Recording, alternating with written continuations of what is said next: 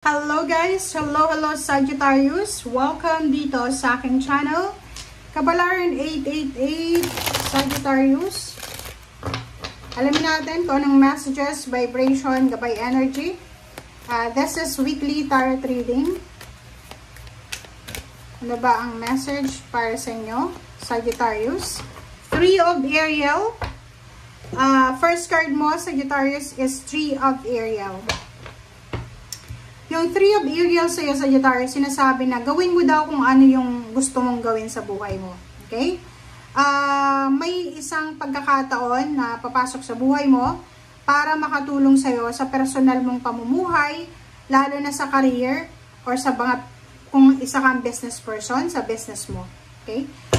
Sinasabi ng barahan na Three of Ariel, posibleng merong collaboration, partnership na mangyayari, or pwedeng may isang tao or three individuals na posibleng papasok sa buhay mo para makipag-partner sa'yo, makipag-collab sila.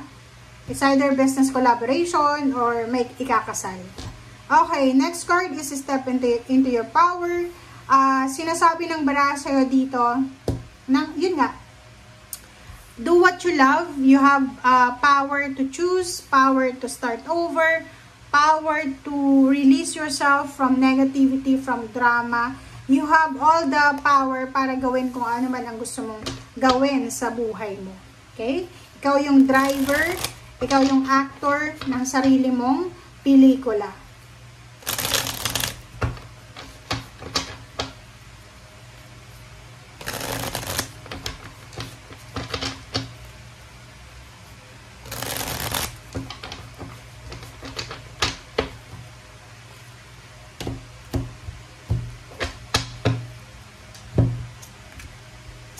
Okay, first two cards natin is Knight of Cups and Five of Wands. So, nakikita ko sa'yo dito, naku, nakakaloka to. Babae ka ba or lalaki? Ano ba yung gender mo? Kasi, posibleng sa usaping relationship, kung babae ka pwedeng, or babae or lalaki, posibleng isang pag-ibig ang posibleng darating sa'yo. So, it's an emotional offer, emotional parang love offer, parang ganon. And posibleng may mag-away-away dahil sa'yo. Okay, so pwedeng third party, or pwedeng in a relationship siya, or ikaw. Depende. So, kung sino yung makaka-resonate dito, mag-iingat kayo sa pagtanggap ng pagmamahal, sa pakikipagrelasyon, lalo na sa may mga asawa na, may karelasyon, kasi pwedeng may gulo na mangyari. Okay, next card natin is Page of Wands and Knight of Pentacles. In the near future, okay, sa mga susunod na pagkakataon, buwan or taon, sinasabi ng baraha sa'yo dito na Sagittarius, isang tao ang posibleng papasok sa buhay mo para mag-offer sa'yo ng financial freedom. Yung parang yung taong ito ay mag-offer sa'yo ng pwedeng trabaho, negosyo, or any pagkakakitaan. Diba? So, kung makikita mo dito, near future, isang direksyon ang posibleng papasok sa'yo. And yung direksyon na to ay talagang, ito yung direksyon na para sa'yo talaga. Ten of Swords, nakikita ko may mga recovery. It's either health recovery, emotional recovery, may mga family reconciliation, and may mga pain and heartaches ka dati na posibleng, kumbaga, ile-let go mo na. Ito yung pinakamasaklap dito. Sagittarius, isang unexpected love life ang posibleng mag-blossom. So, nakikita ko dito, this week, pwedeng may mabalitaan ka na may ikinasal, or unexpected na pag-iibigan, or unexpected na pagsasama. So, nakikita ko dito, is about ex. Pwedeng may ex ka, and posibleng magkita kayo, magkausap kayo sa linggong ito. Yung iba din, pwedeng yung karelasyon mo, siya, ay posibleng magkita sila ng ex niya. Pwede bumalik yung pagmamahal. Or pwedeng ikaw to, gusto makipagbalikan sa'yo ng ex mo, so, pag-isipan mong mabuti, kung may asawa ka, may partner ka, boyfriend, girlfriend, ingat-ingat ka. Okay, trabaho. Ano ba yung trabaho mo dito? Okay, sa trabaho nakikita natin na isang international offer. Or pwedeng yung iba sa inyo dyan, makakapag-isip kayo sa Sagittarius na subukan yung pagtatrabaho as OFW, as an OFW. Gusto yung subukan yung magtrabaho sa malayong lugar.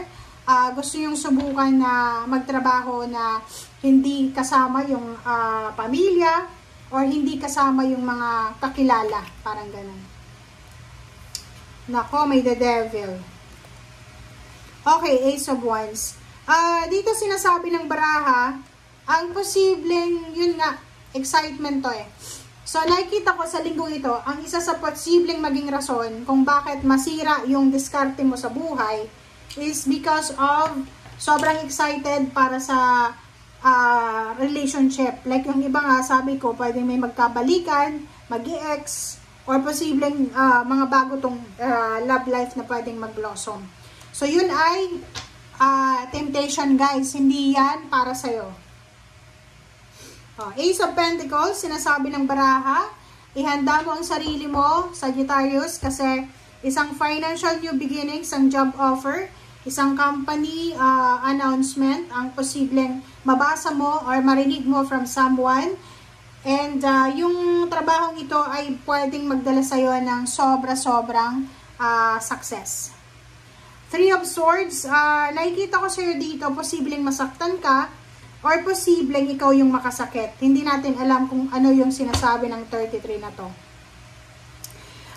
Sinasabi ng baraha, may iba din sa inyo dito, maybe 3 months, 3 years ka nang nag-aantay ng promotion, salary increase, visa, contract signing, and dito sinasabi ng baraha na on the way na ang offer na to para sa'yo. So, doon sa mga Sagittarius na nag-aantay na, like for example, citizenship, residence permit, or residence card, sinasabi ng barahan na on the way ka na sa wish fulfillment ng iyong pangarap.